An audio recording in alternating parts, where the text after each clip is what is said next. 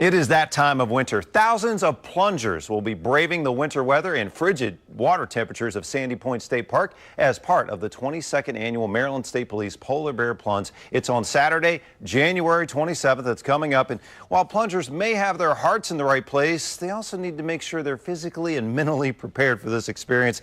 With me now to talk more about this is Dr. Jeff Sternlicht of GBMC. Doctor, thanks for coming in. Great to have you here. Thanks for having me.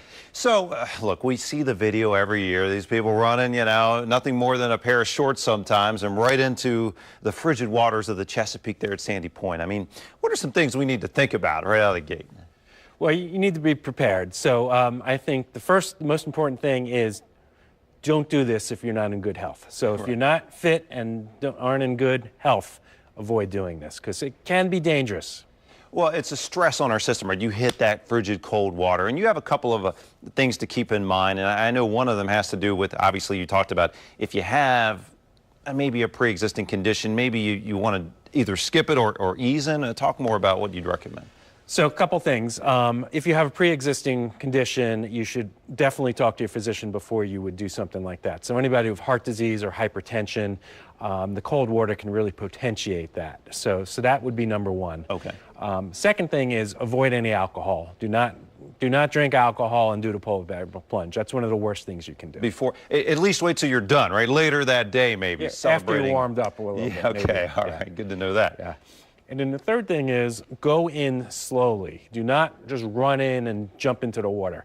If you go in slowly, your system has a little bit more time to adapt, and there are these reflexes that the body has that if you go in really quickly can actually be dangerous. So going slowly will help mitigate risks of drowning and arrhythmias and things like that. I think some of us who have maybe, just jumped off a boat or something when it was a little colder than we expected, and you feel that like your chest tightens up, you maybe get a little shortness of breath. So these are the kind of things maybe you're trying to avoid by easing in. Exactly. One of the most dangerous things is something called the cold reflex, where you go into cold water, and once your face hits the cold water, there's an involuntary hyperventilation, or a deep breath, as you said. Okay. So what you don't want to happen is jump in the water really fast, and all of a sudden you take a deep breath of seawater, cold seawater, and that's how drownings can happen.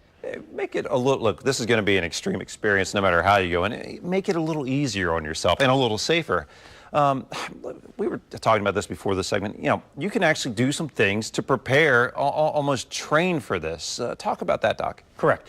So your body can acclimate to a lot of different things, and cold water is one of them. So if you have time before the event, you can start out taking cold showers, or if you have cold bath or something like that, and get your body used to it. And cold water, couple minutes, you can increase the time each time, and you can train your body, and that will make it easier and diminish some of these reflexes and so forth on the day. So that's a great thing to do if you have time prior to. Right, maybe in a week or two ahead, do that a few times, and now it's not quite the shock that it would have been. Correct. It's very interesting to think, all right, we've gone in, we've made this frigid plunge, we probably splash around a little, get the photo. Now we're coming in, we want to enjoy the rest of our day. What should we do right away when we get out of the water?